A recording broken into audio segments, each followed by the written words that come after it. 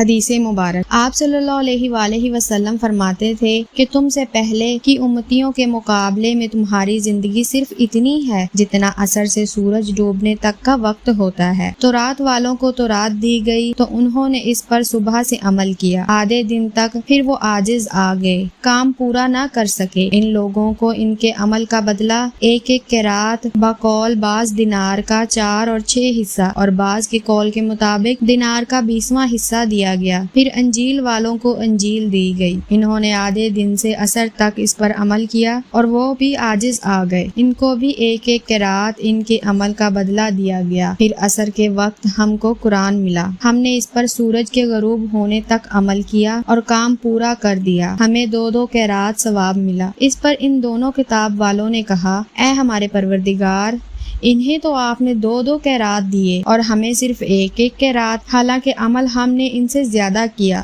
اللہ عز و جل نے فرمایا، تو کیا میں نے اجر دینے میں تم پر کچھ ظلم کیا؟ انہوں نے عرض کیا کہ نہیں۔ اللہ تعالیٰ نے فرمایا کہ پھر یہ زیادہ اجر دینا میرا فضل ہے، جیسے میں چاہوں دے سکتا ہوں۔